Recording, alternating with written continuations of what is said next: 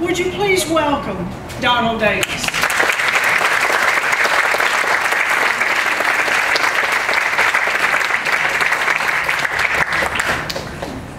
Thank you, Linda. Thank you, Cheddar, for starting us off on this wonderful, great day together. Thank you for being here. I grew up in the mountains of North Carolina. When I was a little boy, I had only one set of grandparents. My father's parents had both died long before I was born. I never met them. I just heard stories about them. And so when we said we're going to grandmother's house, or we're going to granddaddy and grandmother's house, it only meant one place where my mother had grown up as a child. We would get in the car. It'd be Sunday afternoon. It might be Saturday afternoon. It might be 2 or 3 days of the week in the summertime. We'd get in our car in Waynesville, and we would drive toward the mountains till the pavement dropped back from 2 lanes to 1 lane with gravel on the sides in case you met somebody, and you never did. And then there was no pavement. There was just gravel. And then there was no gravel, there was just dirt. And then there was no road, there was just 2 little tracks, you know, with grass in the middle. And then by the time we went through 4 gates and 2 creeks, we would come up to a big log house, and that's where my grandparents lived. We always said, we're going to Grandmama's house, even though my granddaddy also lived there.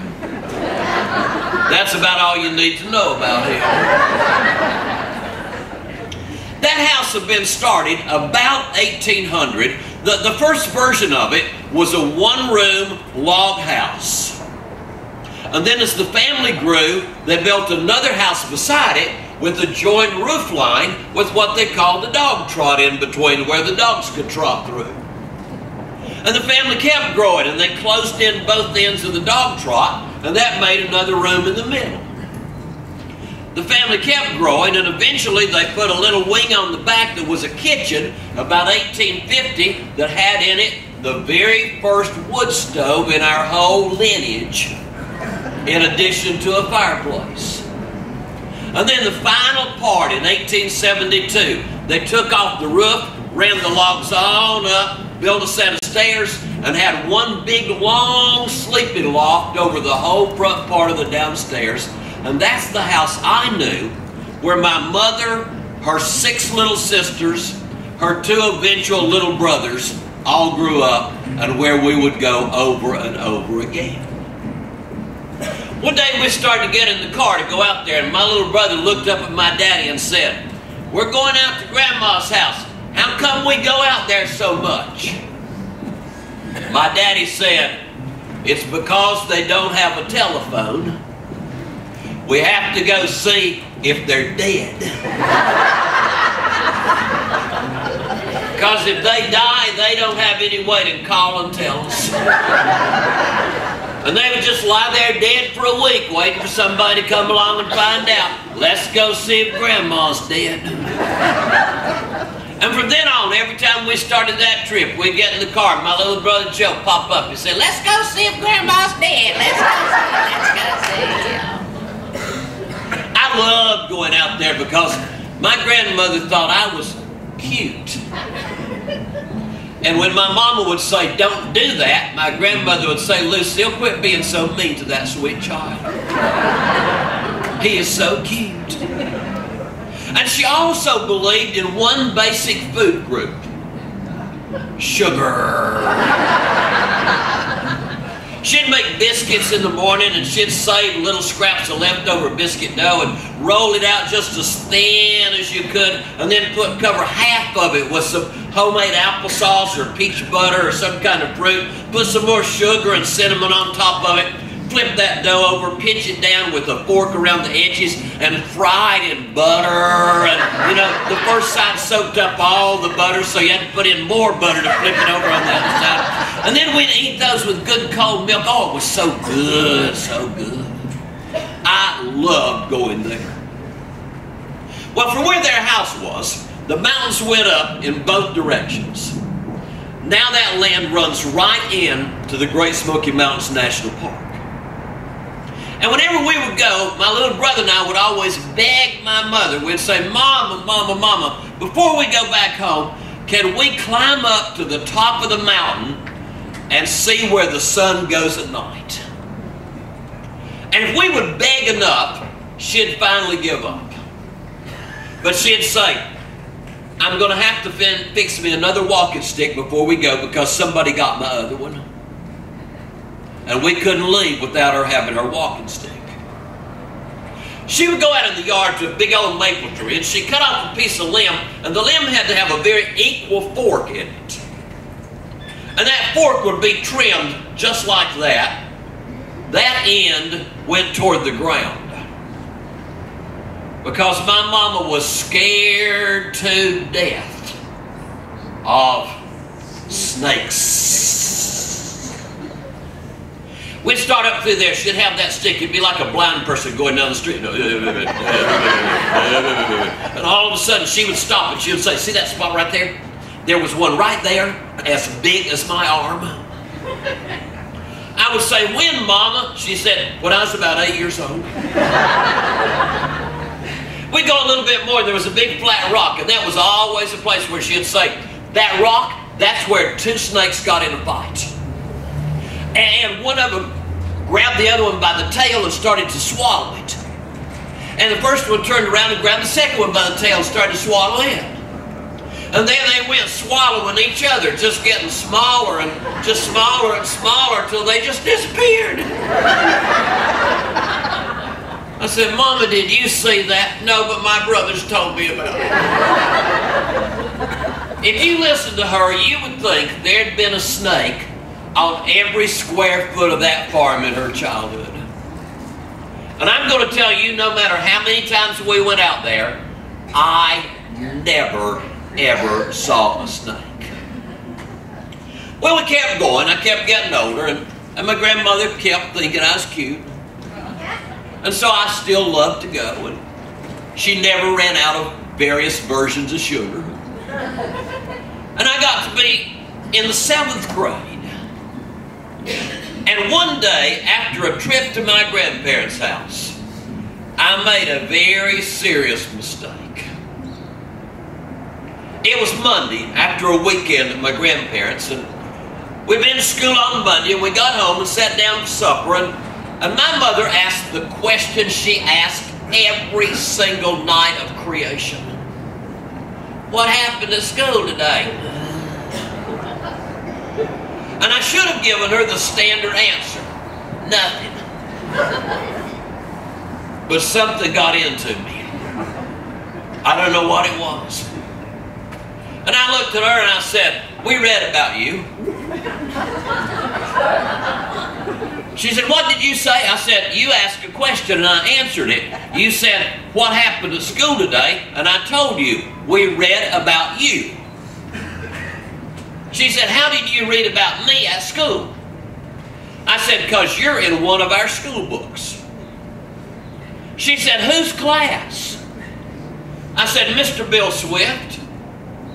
She said, he teaches PE. I said, no, Mama. He teaches health and PE. And you are in the health book. We started reading this new chapter called Mental Health. And you are in it. You have what that book calls an irrational fear of snakes. I shouldn't have said that. My mama looked at me and she said, Mister. Because when she got real mad, she couldn't remember what she named me. She says, I will tell you about irrational fear.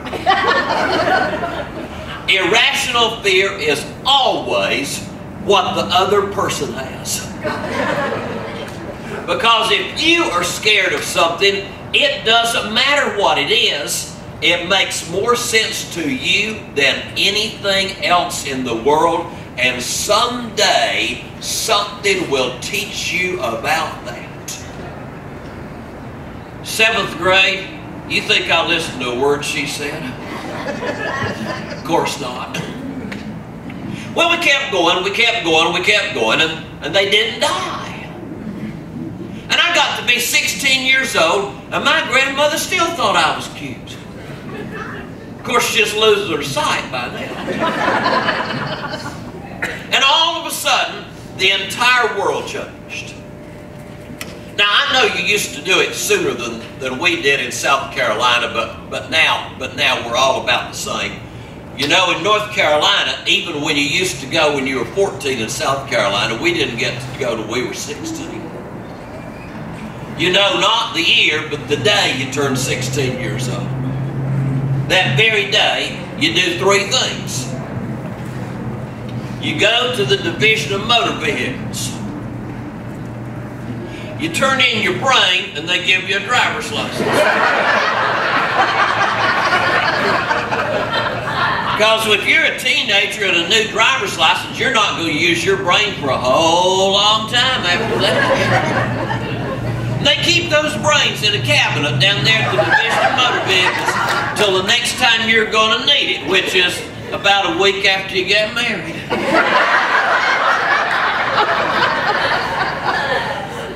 Well, I went down and turned in my brain and got a driver's license, and my birthday is the first day of June. And back then, you know, when God was in charge of the world, that's when school got out for the summer, because you learned enough by the first day of June. 16 years old with a new driver's license at the beginning of the summer, what could be better? I tell you what, different parents. Because my parents did not believe in frivolous, wasteful, pointless, useless, I could go on for a long time, riding around. And I thought I never would get to use a car. And then all of a sudden one day, I discovered a great, wonderful idea. I would get up in the morning, and before putting my clothes on, you know, still in my pajamas with my hair all messed up, come slinking in the kitchen, and you had to slink for it to work. And you come slinking in the kitchen looking really pitiful, and my mama would say, "What's the matter?" "I don't feel good." "Are you sick?" "No." "What's the matter?" "I just don't feel good." "Well, what's wrong?" "I miss my grandmother." "Can I take the car and go see her?"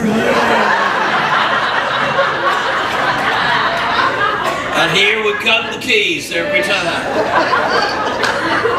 And you remember, don't you, they didn't have a telephone. So how did anybody know? But I still did love to go, because you could explore various ways of getting there and getting back. Well, one Saturday, it was probably in July, I got my mama's car and I headed out early in the morning to go see my grandmother.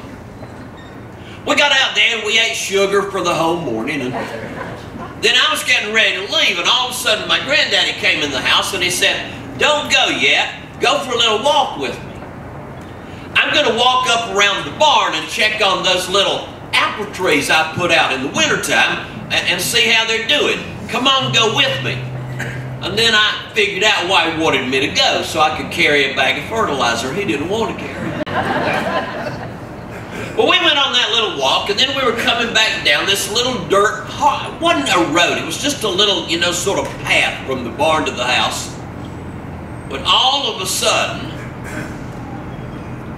a little snake crossed the road. It was just a little training snake. Just a little, you know, teenage snake. Just, you know, as big as your finger, just that long. And my granddaddy said, "Ooh, there goes a little black snake. I'm going to catch that little thing and put it in the barn, and it can eat mice and get big and eat rats." And I said, "May I have it?" He said, "What do you want with it?" I said, "I'd like to take it to my mama." And he said, "I'll help you catch it." If you promise you will never tell her I had anything to do with it. And we caught that little black snake, put it in a tow sack, tied a grass string around the top of it, and put it in the trunk of my mama's car, and I started home with it. Now, all the way home, I was trying to come up with a good presentation plan.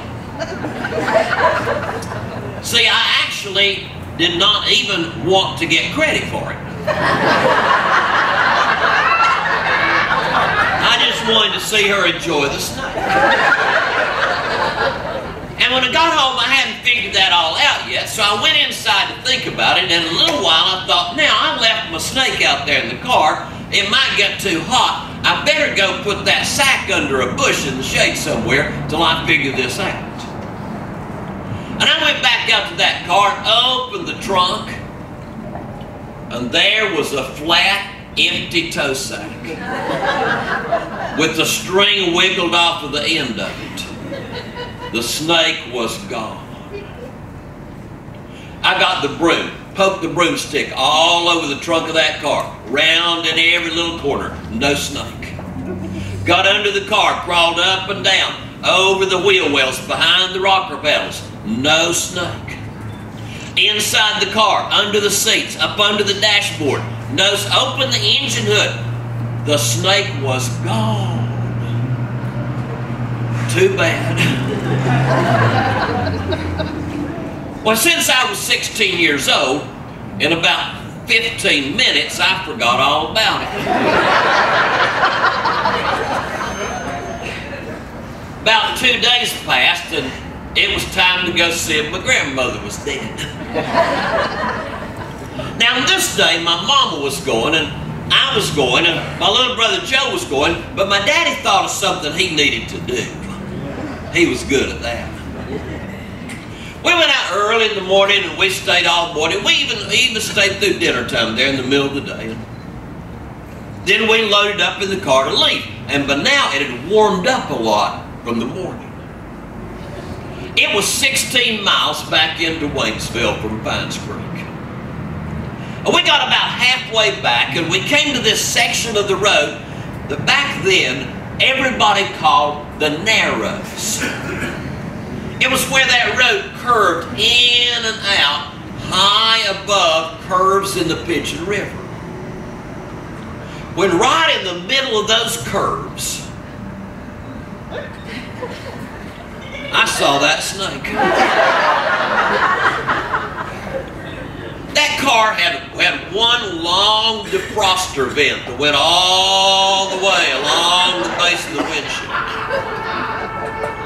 And right up in this corner in front of me, here came the snake. I thought, well, look at that. There you are. And you're back. And it eased out, and it came just kind of, oozing down the base of the windshield on the inside. And all I could think of is, how do they move like that? And it kept coming right along down there until its little tail popped out over here. And see, when its little tail popped out over here, that meant its little head was right in front of my mama. Now, she was a very nervous driver. She didn't learn to drive until she was in her 30s, and by the time this happened, she had only been driving, half a dozen years. So her vision was focused way down the road at the next curve. And between down there and back in here, she saw nothing. And I thought, she's gonna miss it. It's gonna go right across in front of her. She's gonna look right past it. I didn't want her to miss it. I didn't want to be the one to point it out. I just didn't want her to miss it. Well, we were going around the last of those curves when all of a sudden, right in the middle of the curve, it began to sprinkle rain. And she reached down and turned on the wipers. Now, folks, we all have full-size human brains. So we're already sitting right here thinking, well, so what? The wiper's on the outside, the snake's on the inside. In between, there's a solid pane of tempered windshield glass. But that snake doesn't have a full-size human brain. It's just got a wee little brain, and that wasn't enough to put all that together. And when that wiper went slurp like that, that little snake went, my mama went,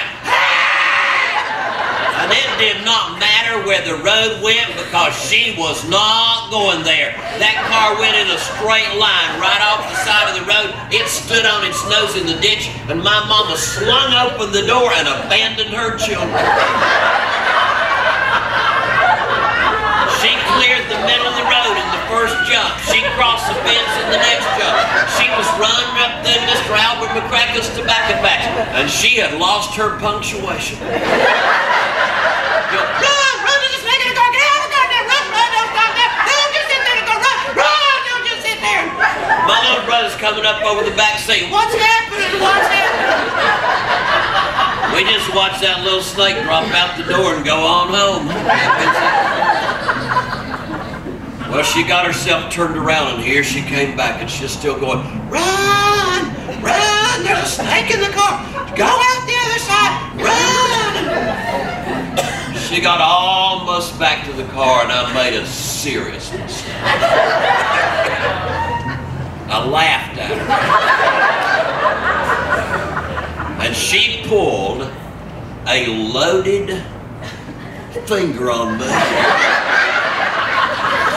And she said, something is going to get you. Something is going to get you. And when we got home, I found out something had a name. It was called my daddy. We were lined up in a little row of chairs in the kitchen facing the back door waiting for him to get home. And as soon as he walked in that door, she looked at him and she said, "Grr." And they disappeared in the bedroom and closed the door. But you can hear sounds coming out of there.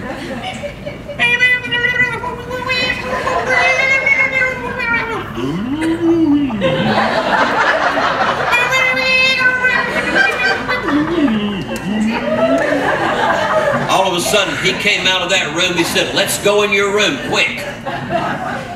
And we headed in my bedroom. We barely got the door shut when he fell in the floor, laughing his head. He just kept saying, "I wish I'd have been there. I wish I'd have been there." He said, "But there's trouble. I'm married to it." And he said, "The only way I got out of that room is by promising to punish you."